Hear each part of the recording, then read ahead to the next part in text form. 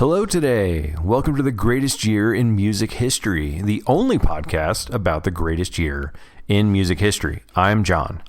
And I'm Jen. And just in case you missed our first episode, which I highly recommend you go listen to, spoiler alert, the greatest year in music history is... Wait, I forgot. 1997. Oh, yeah. Okay. 97. I'm going to write that down. So just a reminder, this is all based on peer-reviewed empirical scientific data, which obviously we're joking. We know you can't actually isolate all the best music to a single year. Or can you? No, Jen, remember we did all those double-blind tests and read all the reports, everything? Oh, yeah. You don't remember? Okay. Yeah. I think it was professors from Yale? Mm-hmm. Okay. Yes. But anyway, today's album we're going over is... The Fat of the Land by The Prodigy. Yes. Not Prodigy, The Prodigy. So let's get into it. Where'd you first hear the band? Yeah, I am pretty sure it was Breathe, probably on MTV or the radio. Sure. When I was thinking about it, I may have heard Voodoo People from the album before The Fat of the Land, which was Jilted... That one. Yeah. We'll fix that. Yeah. But, yeah, Breathe was my intro to them. What about you? I think for me, it was probably the Firestarter music video. It's like, for those of you who haven't seen it, you know, it's this grimy looking guy. He's running through the sewer. It was really unique, you know, to me at the time. You didn't often see a lot of black and white on MTV, especially in 97, you know, when you're a kid. But what's interesting, I was reading about the videos that, like, apparently it has nothing to do with starting the titular fire, as the song mentioned. And that really it was Keith, who's doing the vocals on the song. He was like their hype man before this album came out. Mm-hmm. And he didn't do any vocals before this, and then was like, oh, I should do vocals about, like, I'm the hype man, I'm the fire starter. I get, like, he gets the people going, as it were. That is so cool. I did not know that until you told me you saw that video the other day. Mm-hmm. That is nuts. And he's not wrong. Yeah. R.I.P. Yeah, he does get the people going, and you know, I don't know. That just blows my mind. I'm so glad that he was like, let me sing on this track. I know, right? Yeah. It's funny, too, because, like, seeing those music videos first and what you know of the band now, there's actually only a small handful of songs that have any vocals at all. Right.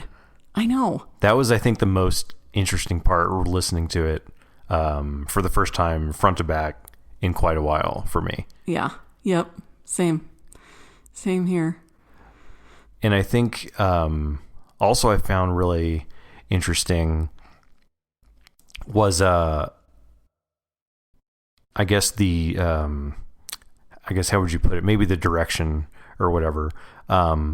Because the guy that did it is this guy named Walter Stern. Mm-hmm.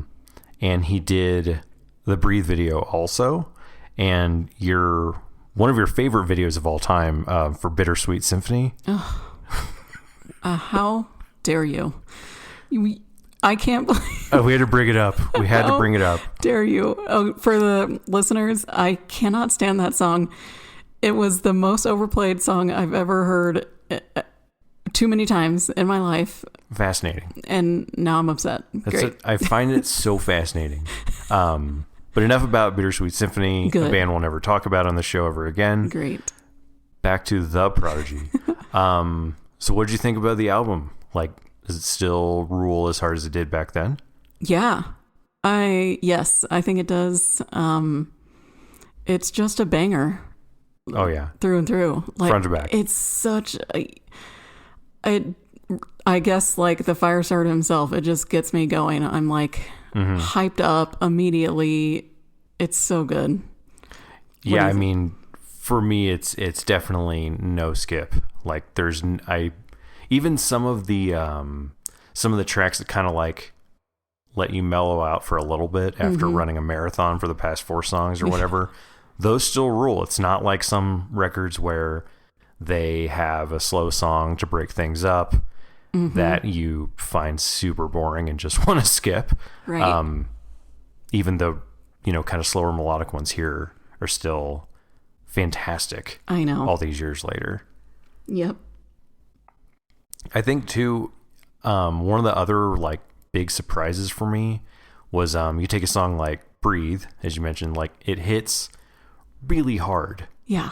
Like it hits way harder now with premium sound as opposed to the boombox I used in my room. That skipped every in 1997. 3 seconds. Yeah, you had to have it on an angle to keep the skip from happening. Yeah. And all the scratches on the CD. Of course. Yeah. What about some of the other songs? What were some of like your favorites that like stood out? Yeah, definitely Firestarter as well. And Smack My Bitch Up. Can we say bitch? Can we? Okay. Yeah. Well, as you said it first, so we're safe. Okay. If I had said it first, we would have been in a hole. Yeah. That's a You're different canceled. genre. Yeah. Where you don't want to be in. And then I really like Funky Shit. I have a vivid memory of being on a school bus getting ready to go on a field trip somewhere. Sure. I can't remember where. The Alamo? Probably. And I had Texas State Aquarium? Yes.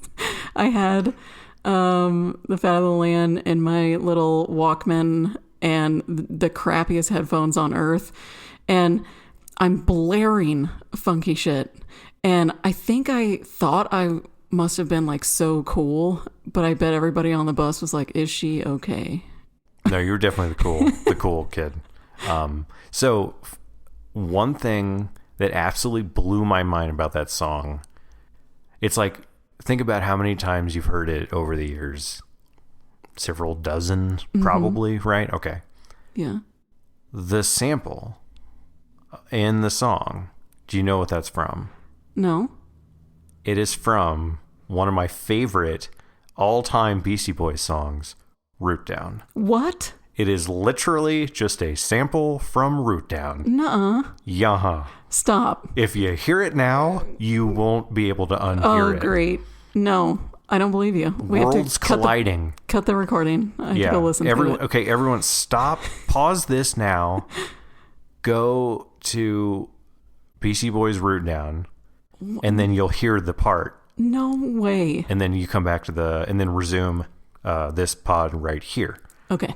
Yeah. Well, I have to say, that makes me love the Prodigy even more. You're sampling the Beastie Boys. That's amazing. I know. Yeah. It's quite the flex. Wow. Did not know that. Yeah. And it's so cool to hear, you know, something like that, which they're influenced by, you know, they have the breakbeat and these other dance records that all kind of come together in this, you know, sort of punk rockish, not really at all, obviously, but like punk mentality into like this album, the way, you know, Beastie Boys started as a punk band too, and then became the voices of a generation. But yeah, like I really even like random like non-single songs, you know, Minefields, for example. Oh yeah. Like these songs, the later, the back half of the album are just banger. I mean, it's banger after banger. I know. And it was weird too that like for me that it took everyone by storm, because I mean at age, you know, in middle school I wasn't really listening to much other dance music, and then Prodigy comes along, right, and it was like, oh, this is my new favorite album. Instantly. Yeah, like like literally instantly. Yeah, I remember, and this kind of leads into if we've ever seen them in concert, but first, my cousin Melanie, which if you're listening, Melanie, I love you, miss you. Shout out to Melanie. She is 5 years older than me, and she was a huge The Prodigy fan. I think she may have like introduced me to them other than just hearing them on the radio as well. But let's see, 2 months after this album came out in June of 97. No, yeah. Lollapalooza. I've heard of it. Used to tour. It wasn't just Chicago. And they came to our tiny town in South Texas. Right. And she freaking went. Wow. And it was the Prodigy, Tool, Snoop Dogg, and a bunch of other cool That's huge. 1997 artists.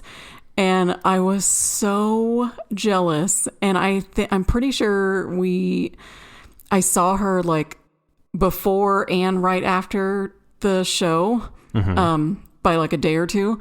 And I was like, how was it? And she was like, I made eye contact with Keith, and I'm going to go print all my photos at the, pharmacy later on, because she took a point and shoot, which she almost got kicked out for bringing. No, disposable, not a point and shoot. It's 97. Yeah. Anyway, she said it was so good. And I'm still jealous. I can't imagine. I looked up the set list and it's basically just Fat of the Land. Wow. I know. Well, I mean, you can only be so jealous because we did see them live. Yeah. Can we talk about it? Yes. Okay. So we finally saw them live in, was it 2015? Or 16, something like that. Yeah. It was at Riot Fest in Denver. Yes, here in Denver. And they were the one band I was looking forward to the most. So they were the headliner. And I mean, I think the original Misfits playing. oh, whoops. That might have been a different year. Whoopsie doopsie. I don't remember now. No. I think We went a couple years. I think it was the same year. Okay, well. But it was so good. I have videos, and like they get the crowd going, and Right. the lights are so bright, and I was jumping up and down so much that my foot hurt for an entire year. A year. Okay. That's fantastic.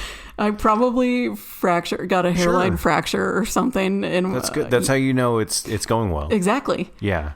Oh my God. All I remember my two favorite things from that show, because like you said, it was a headliner, so it was really late. I think it was the third day, so it's, you're exhausted, they're exhausted, everyone's exhausted. Yeah. And I remember we found a spot kind of close to the front off to the side. Yep. And there were these big like containers that looked like it was either storing something. I don't know. I don't really remember. And we're leaning on them. We're like, oh, finally some relief, No, each one of the boxes looked like about the size of a refrigerator on its side. Fun fact, they were each a subwoofer. And I remember just like running away because it hurt so bad when they came on. And then the highlight of the festival, aside from the original Misfits reunion, but we don't have to get into that, was Maxim, yeah. right? Okay. He tells everyone to sit down. Yeah, get down. And he was like, just get down, get lower, sit down. And we're like, what is this guy doing? I know. And then he's like, because how are you going to get up if you can't get down? And I was like, wow, this is full body goosies. Showman. I know. The showmanship, the energy they had. Yes. Even as older dudes. Yes. Oh my gosh. I have that recorded. That's true. Yeah. Text me. Don't text me. Text me if you want to see the video. It is so much fun. You hear him say that, and then they just launch into it. I forget which song it was. Was it Smack My Bitch Up? Presumably. Yeah. And everybody is low, like very close to the ground. I was so tired. I think I was sitting at this point. And then the I guess main part of the song comes back, and everybody just jumps up, and it was phenomenal. Yeah, it was just out of control. Yeah. Wanted to talk about some of the other music videos. Did you go back and like watch them all? Well, I tried, but Smack My Bitch Up is still nowhere to be found. Did you find it? False. Where? So like weird old video sites like Daily Motion and stuff like that still have it. Oh, they do. I've watched the full uncensored version. Oh, which I'm like, okay, you're not allowed to. There's no way they ever showed this on any MTV. Even at 4 a.m. No, there's full on. It's not just. I remember as a kid hearing about like, oh, there's this band video because it has like drug use, right? And someone gets smacked or whatever. No, it's full on like nudity and like they're not going to show that on MTV. No, I mean maybe in the UK. I don't know. Or because I swear I saw it back when it was like very controversial, but it was literally like, we're going to show this twice and it's going to be at 3 a.m. and we highly recommend you just not stay up. Mm-hmm. You know, it's the whole like reverse psychology. Don't touch the burner on the stove. And you're like, but I want to touch. All the time. And so I think I saw it, but I bet you they censored it. Yeah. I bet you, even though it was like 2 times at 3 a.m.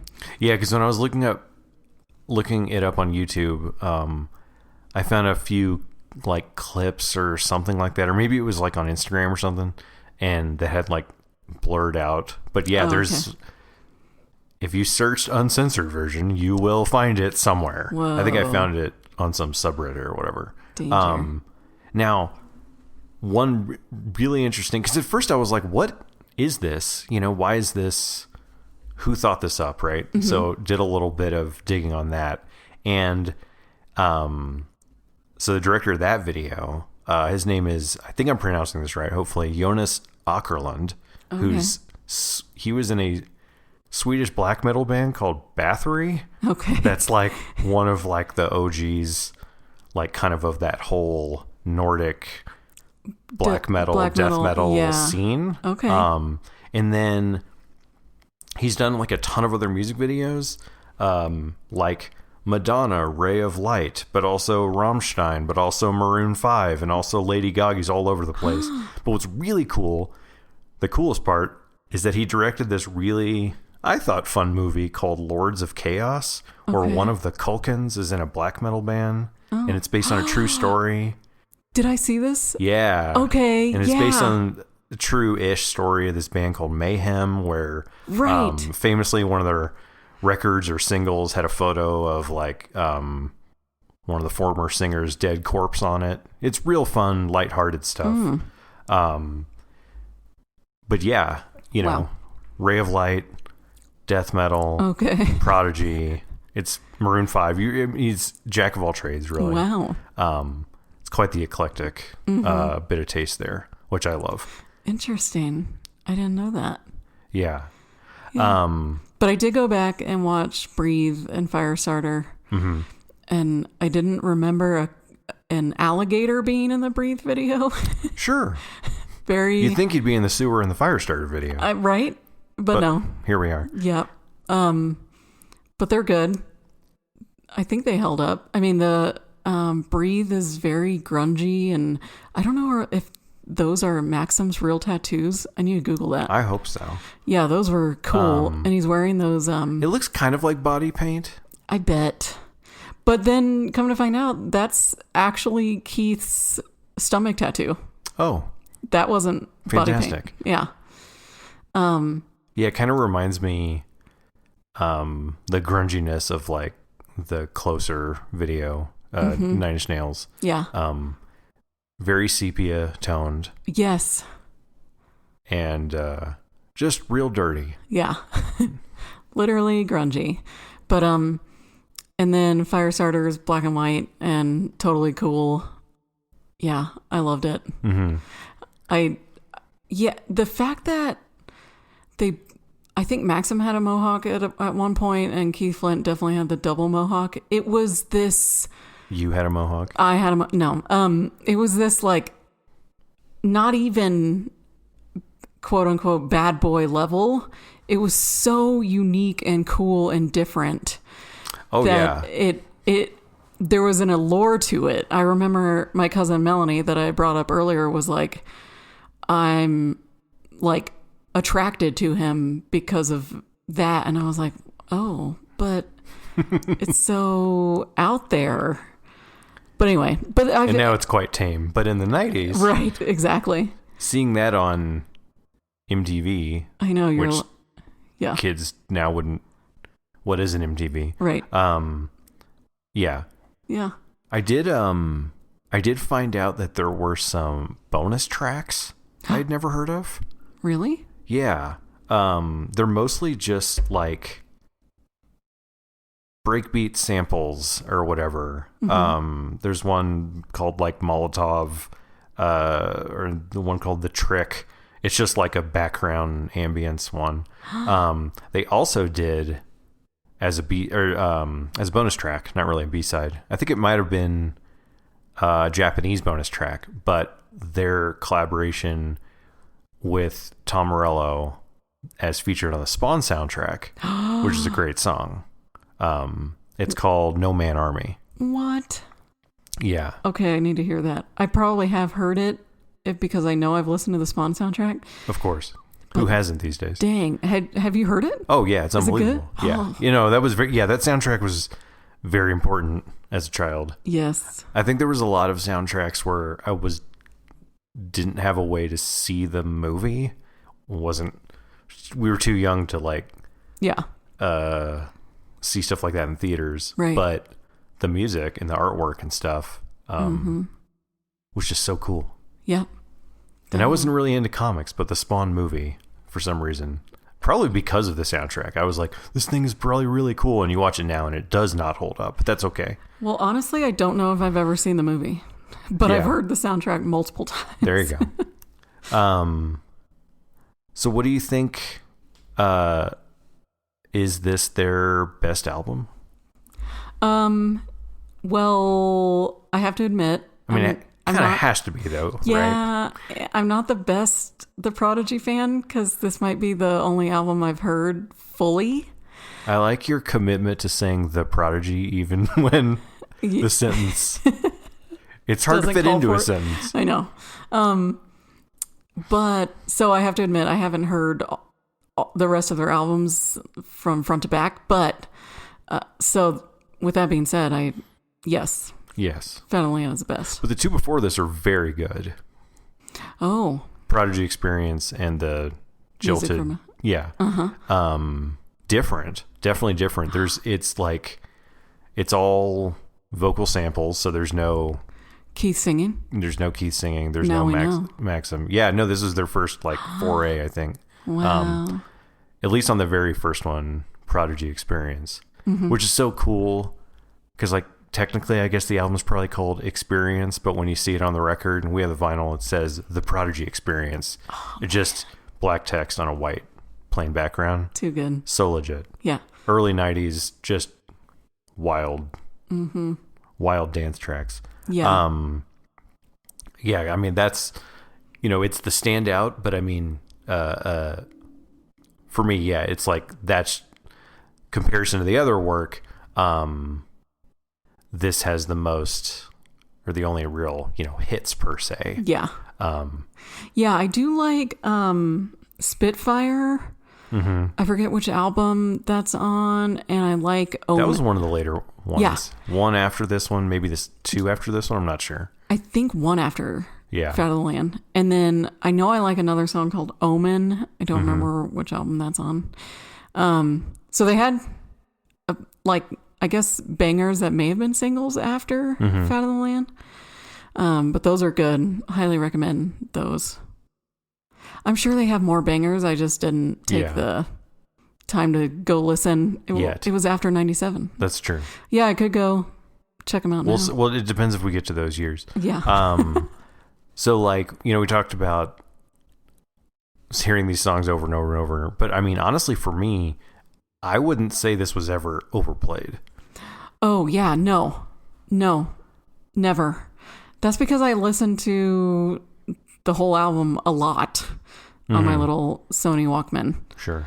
Shout out to Sony. Yeah. Can I say that? Will we get shut down? Yes. Oh. On my Walk Human. And It was so good. Not overplayed at all. No, yeah. I mean, I don't know how much else we can really talk about it. I mean, it's so holds up as like one of the best dance records from that decade, really, for me. I mean, if I had to give it a rating, I'm going 97 out of 97. Like, whoa. No skips, no notes. Yeah. Just amazing. Yeah. Even 20 however many years later, 30? Good Lord. 27 years later? Wow. Shut it down. Yeah, I don't know. I can't talk about it anymore. No, but I would say I was going to give it like a 92 out of 97. Wow. Only Okay. because there are a couple songs in the middle that I could potentially skip. But Name them. I'm just kidding. I do want to give or pour some out for Keith. Oh yeah. I know. I was so sad. I think yeah, that was really tough. that was tough. And it's been a few years now, but I think it was maybe a year or two after, we had seen them live, and like, I know. it's just wild to hear something like that. And I it's know. tough. Yeah, it makes me grateful that we did get to see them with him. But Maxim and Liam are out there. Yeah. They're touring right now. Mm-hmm. I follow Maxim on Instagram. He just posted something earlier today that he met the Fonz at the airport. Amazing. Just by chance. Fantastic. I know. I bet the Fonz was like, who? What? Sure. Yeah, I'll take a photo. Hopefully he had the hair and the body paint and the contacts and all that. Oh, yeah. Yeah. Shirtless. Yeah. Yeah. What if the Fonz is like, oh, yeah, I have your CD in my bag. Yeah. Can you autograph? Can you autograph this? You can't hey, kids, you can't autograph an MP3. Am I right? But yeah. So I think that might do it. Any final thoughts on the record? No. Those first 4 tracks are just the best it can get. 97. All-timers. Yep. For sure. UK Garage. Yeah. Yes. All right. Well, I think that'll do it for this week's episode. Make sure to follow us on social. Just search for Greatest Music Pod. We're on YouTube, Instagram, TikTok, all that good stuff. Yeah, and leave us a comment. Let us know what you thought about the album. We want to hear what your thoughts are. Does it still rule? Is it a no skip? And yeah, how it holds up for you. And make sure to give us a rating and a follow on Spotify. 5 stars only. Yeah, we're only taking 5 stars this time. Apple Podcasts. Yep. Your other podcast platform of choice, we should say. And stay tuned for next week, where we'll be covering Around the Fur by Deftones. Yes. Thanks for listening.